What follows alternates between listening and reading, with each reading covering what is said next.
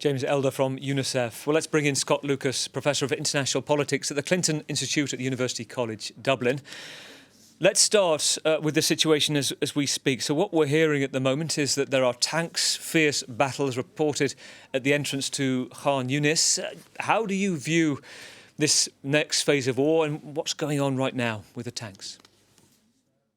Well, I think we need to be honest with your viewers. What we are witnessing is now an open-ended Israeli war upon Hamas, but also upon the civilians in Gaza.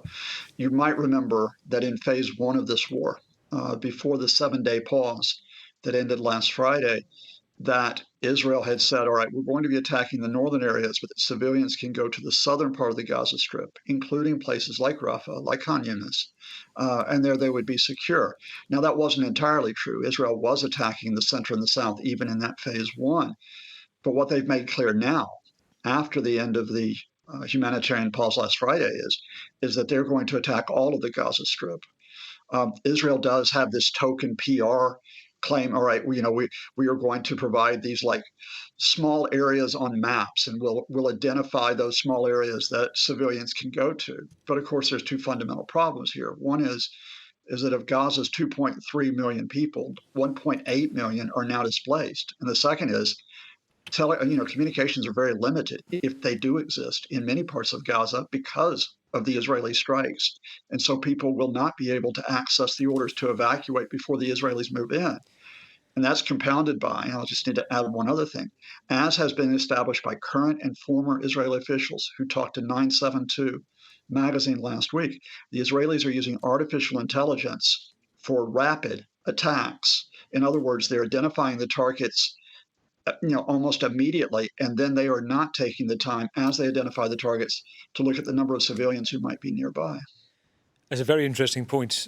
Scott, I also want to mention to you something you touched upon a second ago. So what we know the Israeli military have done in the past 24 hours, what we're hearing from those on the ground, what the IDF have said in their press conferences, they've divided essentially parts of the south up in hundreds of small zones. And they've been leaflet dropping with QR codes where you can scan the QR code and get a sense of where to go. So it changes by the day. If suddenly they're going to target one area, then civilians will be told to move to another. What the UN says is that simply isn't safe. There are areas where people will have to actually put their lives at risk. How do they even go on the internet if it's down half the time? Just give me your sense of whether any precedents for this type of driving Palestinians into certain areas using this method.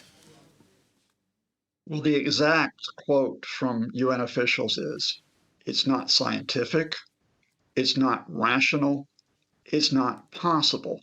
So what you could say is like today, all hundreds of thousands of civilians, if you happen to have a phone, if you happen to have a scanner, you can scan this QR code and you can move, a few hundred meters, a few miles, in other words, and then tomorrow you might have to do the same thing again.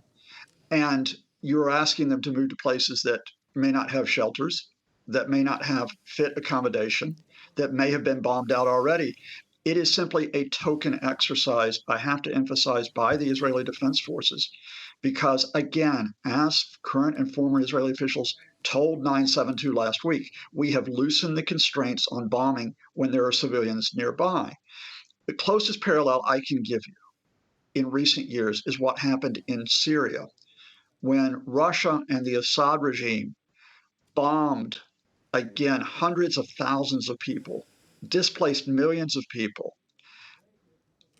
completely tore up the medical facilities in large parts of northern Syria.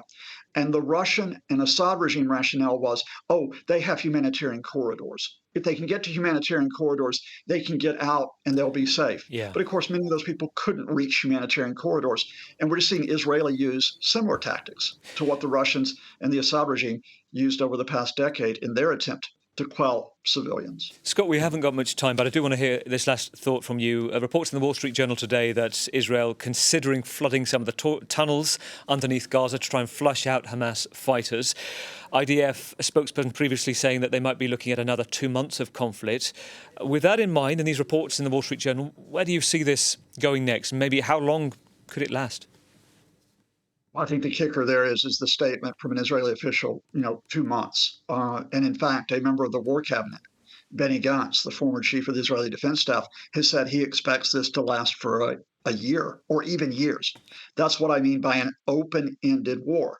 And I say that for two reasons. The first is, when will you measure when you have, quote, destroyed Hamas, in the words of Prime Minister Benjamin Netanyahu? And secondly, because even if you destroyed Hamas, who is the successor? Who actually will be providing services in Gaza? Do you expect another Palestinian group to rise up and be there? Do you expect the international community to step in? In other words, there's no Israeli endgame for what they're doing. And if there's no endgame, we're talking about indefinite operations. And that means that the horror for civilians will continue not just day after day, but possibly week after week and Scott, month after month. Scott Lucas, good to hear from you as always, Professor of International Politics of University College in Dublin.